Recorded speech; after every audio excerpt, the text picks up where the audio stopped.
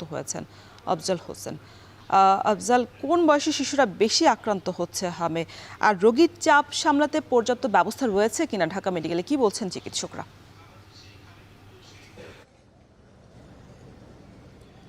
রওশন ৯ মাস থেকে বা ৯ মাসের কয়েক মাস আগে বয়সী শিশুরাও আক্রান্ত হচ্ছেন এবার হামে, এবং গত কয়েক সপ্তাহে সারা দেশে হামের যে প্রাদুর্ভাব, এই কেন্দ্রিক শিশুদের যে পিতামাতা রয়েছেন তাদের মধ্যে একটা আতঙ্ক বিরাজ করছে।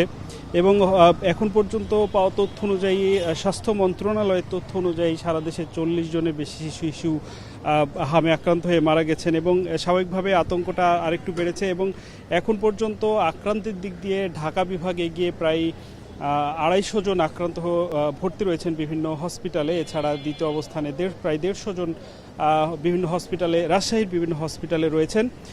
সব মিলিয়ে আসলে হামের প্রাদুর্ভাব বাড়ার পরে, যেহেতু এটা ছোঁয়াচে রোগ, স্বাভাবিকভাবে বিভিন্ন জায়গায় প্রস্তুতি নেওয়া হয়েছে। বিশেষ করে স্বাস্থ্য মন্ত্রণালয় মাঠ পর্যায়ের কর্মীদের ছুটি বাতিল করেছে, এবং আগামী রবিবার থেকে টিকা প্রদানের কার্যক্রম শুরু হবে। এবং তারা সরকার জানিয়েছে যে পর্যাপ্ত হামের টিকা এবং ওষুধ মজুদ আছে, এবং আতঙ্কিত না হওয়ার পরামর্শ দিয়েছেন। বিশেষজ্ঞরা যেটা জানিয়েছেন যে সঠিক সময়ে টিকা না দেয়া এবং কৃমির ওষুধ সঠিক সময়ে না খাওয়া, এবং সে সাথে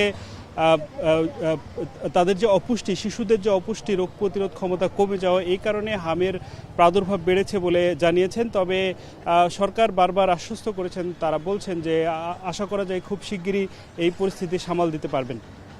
রওশন।